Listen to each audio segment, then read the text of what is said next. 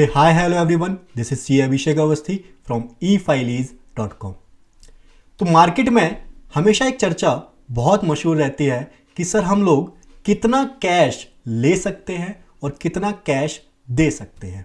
तो आइए इससे रिलेटेड सारी क्वेरी आज प्रोविजन के थ्रू समझते हैं।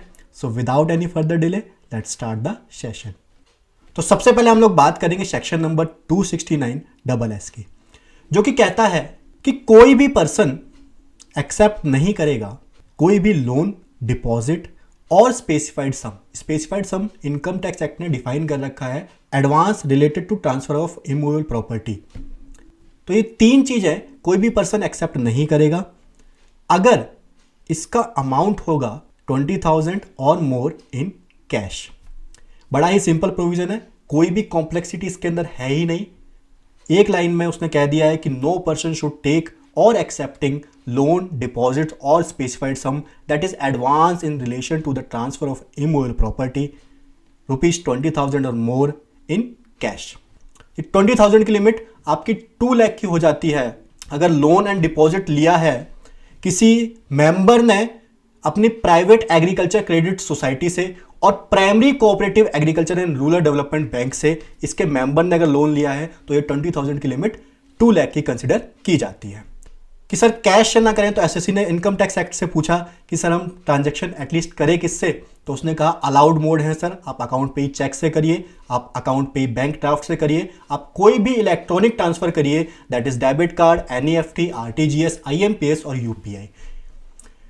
ये वाला सेक्शन कुछ जगह पे अप्लाई नहीं होता है, जैसे आपकी गवर्नमेंट कंपनीज होगी, बैंक हो गए, पोस्ट ऑफिस हो गए एंड कोऑपरेटिव बैंक हो गए। Cooperation establish by the central and state government होती है, उसके ऊपर भी अप्लाई नहीं होता है। या फिर अगर लैंडर और बोरोअर दोनों ही एग्रीकल्चर इनकम में है, खाली उनकी एग्रीकल्चर इनकम में, दोनों फार्मर है, तो यहां पर भी सेक्शन अप्लाई नहीं होता है as per the provision. Sir अगर मान लो किसी पर्सन ने 20,000 या उससे ज्यादा का एक्सेप्ट कर लिया लोन और डिपॉजिट या फिर स्पेसिफाइड सम, तो क्या होगा सर, पेनल्टी लगेगी that is 100% of the amount involve in cash. इस पूरे प्रोविजन को हम लोग 4 एग्जांपल से बहुत ही अच्छी तरीके से समझने वाले हैं। सो पहला एग्जांपल हम लोग पढ़ते हैं। Mister A accepted the 22,000 as a loan from mister B as on 1 December 2024 by way of bearer cheque. तो ये तो बहुत ही सिंपल एग्जांपल है कि मिस्टर ए ने एक्सेप्ट किया है मिस्टर बी से 22,000 का loan by way of bearer cheque. Bearer cheque is not a allowed mode, so यहां पे पेनल्टी लग जाएगी पूरे 22,000 की। तो अब हम लोग अगर बात करें अगले एग्जांपल की, तो ये कहता है कि मिस्टर ए ने एक्सेप्ट किया है ₹10,000 as a deposit and 15,000 as a loan from mister B. देखो सर ऊपर ना एक बात कही गई है, ऊपर यहां पे हमने देखा होगा, यहां पे बोला गया है 20,000 और more single person on cumulative basis. तो यहां पे 10,000 का डिपॉजिट है, 15,000 का लोन, अगर आप लोग कैश में ले रहे हो तो this is violation of the provision, penalty आपकी लग जाएगी 25,000 की। तो अब हम लोग करने जा रहे हैं बहुत ही अच्छे और शानदार 2 एग्जांपल, जिसके थ्रू हमारा ये पूरा प्रोविजन क्लियर हो जाएगा। सो पहला है कि मिस्टर ए ने एक्सेप्ट किया loan from mister B as follow 12 December 2024 को 15,000 by way of cash and 31 January 2025 को 15,000 by account payee bank draft. Sir account payee bank draft तो आपका अलाउड मोड है, तो क्या इसको हम लोग कंसिडर करें ना करें? तो इनकम टैक्स एक्ट ना बड़ा ही अच्छा यहां पे क्लैरिफाई उसने कर रखा है कि अगर आपकी 20,000 की लिमिट अगर वो कैश से क्रॉस होती है तभी ये प्रोविजन एप्लीकेबल होगा, अदरवाइज ये प्रोविजन एप्लीकेबल नहीं होगा। लाइक इस एग्जांपल में 15,000 तो उसने कैश से लिया है, बट जो अगला 15,000 है वो अकाउंट पे ही बैंक ड्राफ्ट, जो कि अलाउड मेथड है, तो ये वायलेशन नहीं है, it is not a violation of the provision because the cash portion of the loan does not breach the limit of 20,000 for cash transaction. Sir हम लोग अगर बात करें लास्ट एग्जांपल की, तो यहां पे देखिए इसी का ये हल्का सा मॉडिफाइड एग्जांपल है। मिस्टर ए ने एक्सेप्ट किया है लोन मिस्टर बी से 12 दिसंबर 2024 को 15,000 लिया है अकाउंट पे ही बैंक ड्राफ्ट से एंड 31 जनवरी 2025 को 15,000 बाय कैश। तो सर यहां पे जो 20,000 की लिमिट है ना, 15,000 तो ऑलरेडी ले रखा है तो उसको लिमिट में तो कंसिडर कर रहे हैं हम लोग, बट जो 20,000 की लिमिट है वो कैश ही क्रॉस कर रहा है, तो यहां पे वायलेशन हो गया। This is a violation of the provision even through the first 15,000 was taken as an allowed method. The second transaction 15,000 in cash result in cumulative cash acceptance of 15,000 which violate the provision. Penalty आपकी लग जाएगी 15,000 की। Sir इसी के साथ हम लोग बढ़ते हैं अगले सेक्शन में जो कि है आपका 269T। ये सेक्शन एज इट इज है 269SS का, कोई ज्यादा मॉडिफिकेशन इसके अंदर है नहीं, बस एक शब्द है इसके अंदर, मोड ऑफ रीपेमेंट। मतलब रीपेमेंट कैसे करी जाएगी, वहां पे था एक्सेप्ट, यहां पे है repayment of certain loan, deposit or specified sum की। प्रोविजन कहता है sir no person shall repay any loan, deposit or specified sum. वहां पे बताया था स्पेसिफाइड सम किसे कहते हैं, इन कैश में if amount of the repayment is ₹20,000 और मोर। इसमें ज्यादा समझाने वाली बात है ही नहीं, आपको ऑलरेडी समझ में आ चुका होगा कि कोई भी पर्सन वहां पे था कि लोन लेगा नहीं और डिपॉजिट लेगा नहीं, यहां पे है कोई भी रीपेमेंट वो करेगा तो 20,000 या उससे ज्यादा की कैश में नहीं करेगा। सिंपल प्रोविजन है।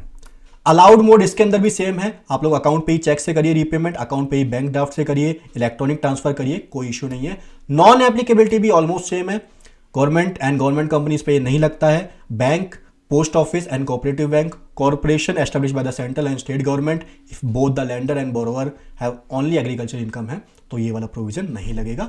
आप लोग यहां पर ये लोग कैश में ट्रांजेक्शन कर सकते हैं, कैश में रीपेमेंट कर सकते हैं। पेनल्टी की अगर मैं बात करूं तो आप अगर इस सेक्शन में फंस जाते हो तो आपके ऊपर 100% की अमाउंट इन्वॉल्व है, वो पेनल्टी लग जाती है। आइए कैश से जुड़ा हुआ एक और जो बहुत ही चर्चा में रहता है अक्सर सेक्शन इस 269ST। ये किसकी बात करता है सर, वो तो लोन, डिपॉजिट एंड स्पेसिफाइड सम के लिए था, तीन चीजों के लिए था। ये सेक्शन बात करता है मोड ऑफ अंडरटेकिंग ट्रांजेक्शन।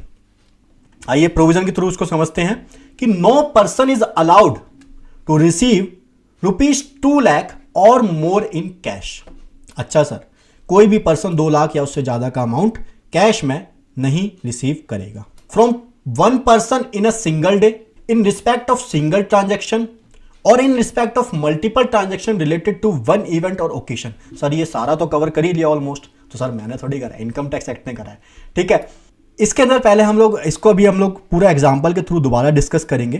पहले हम लोग ये समझ लेते हैं जो कॉमन चीजें हैं पिछले सेक्शन से। अलाउड मोड आपका अकाउंट पे ही चेक, अकाउंट पे ही बैंक ड्राफ्ट है, आप लोग इससे रिसीव कर सकते हो, इलेक्ट्रॉनिक ट्रांसफर से आप लोग रिसीव कर सकते हो। नॉन एप्लीकेबिलिटी की हम लोग बात कर लेते हैं तो ट्रांजेक्शन विद गवर्नमेंट है, receipt from bank, cooperative bank और post office, transaction exempted by central government, transaction covered in section number 269SS में अगर वो कवर ही हो गई है देन यहाँ पे उसको लाने का कोई लॉजिक नहीं है, वो वहीं पर रखिए। पेनल्टी इसके अंदर भी 100% ऑफ सच रिसीप्ट की है, अगर आप लोग 2 लाख या उससे ज़्यादा का अमाउंट रिसीव करोगे तो आपके ऊपर पेनल्टी 100% लग जाएगी। तो अब हम लोग समझेंगे एग्जाम्पल के थ्रू प्रोविजन को थोड़ा और डिटेल में। तो ये कहता है कि from one person in a day का मतलब है कि mister A sell goods to mister B and receive 1 lakh cash in the morning and 150 lakh cash in evening. मतलब ये तो क्या ही बात हुई, ये तो बहुत ही बेसिक सी चीज़ है कि एक दिन में तो है ही, ऊपर लिमिट स्पेसिफाई कर रखी है कि आप 2 लाख या उससे ज़्यादा का अमाउंट सिंगल डे में वन पर्सन से नहीं ले सकते हो। तो यहाँ पे वायलेशन हो जाएगा। Total cash receive from mister be in a single day is ₹2.5 lakh और यहाँ पे पेनल्टी आपकी पूरी लगेगी। अब हम लोग बात करेंगे दूसरे एग्जाम्पल की। तो इसके अंदर mister A sell a car to mister B for ₹3 lakh, mister B pays the entire amount in cash, उसने सारा अमाउंट कैश में रिसीव कर लिया। तो receiving more than 2 lakh in a single transaction in cash is not allowed, this is also the violation of the provision. अगली बात में ये कहता है कि multiple transaction related to one occasion. देखिए क्या होता है कि जब आप बैंकेट हॉल वगैरह बुक करना चाहते हो तो आप लोग उसको कुछ एडवांस भी दे देते हो, फिर कुछ अमाउंट आप कहते हो हम बाद में देंगे। तो ये सेम सिनेरियो वो भी कवर किया गया है कि mister A organize a wedding function and receive 1.5 lakh in cash from mister B on day 1 and 60,000 on day 2 for a same event. तो सेम इवेंट को भी सेक्शन के अंदर कवर किया गया है। आप 2 लाख से ज़्यादा कैश सिंगल ओकेशन के लिए भी रिसीव नहीं कर सकते हो, ये भी वायलेशन ही कंसिडर किया जाता है। एक और सेक्शन जो कि बहुत काम का रहता है कैश लिमिट के अंदर, दैट इज 194N। इसके अंदर क्या होता है कि TDS on cash withdrawal exceeding the specified limit in financial year. Specified limit और थ्रेशोल्ड लिमिट अभी हम नीचे देखेंगे कौन से केस में कौन सी स्पेसिफाइड लिमिट होती है और उस केस में रेट क्या होता है। बट अभी हम लोगों को ध्यान रखना है कि अगर आपका स्पेसिफाइड लिमिट से ज़्यादा कैश विड्रॉल होगा तो आपका टीडीएस डिडक्ट करेगा कौन? सर बैंक, कोऑपरेटिव सोसाइटी और पोस्ट ऑफिस। अच्छा, स्पेसिफाइड लिमिट पे अब हम लोग आते हैं और ये कहता है कि if SSC has filed the ITR of past 3 financial year, अगर उसने पिछले 3 फाइनेंशियल ईयर की आईटीआर फाइल कर रखी है, मतलब अच्छा एसएससी है, तो उसके लिए जो कैश विड्रॉल की थ्रेशोल्ड लिमिट होगी that is 1 crore and rate उसके ऊपर जो एप्लीकेबल होगा is 2% on axis of 1 crore. 99% मुझे बिलीव है कि यहां पे ये चीज खत्म हो चुकी होगी, थोड़ी बहुत रह गई है तो आगे एक एग्जांपल भी है, हम लोग समझ के पूरा खत्म कर देंगे। दूसरी स्पेसिफाइड लिमिट क्या है? If SSC has not filed the ITR for past 3 financial year, तो उस केस में आपकी थ्रेशोल्ड लिमिट 20 लाख की हो जाती है। रेट जो है वो कैसे एप्लीकेबल होंगे?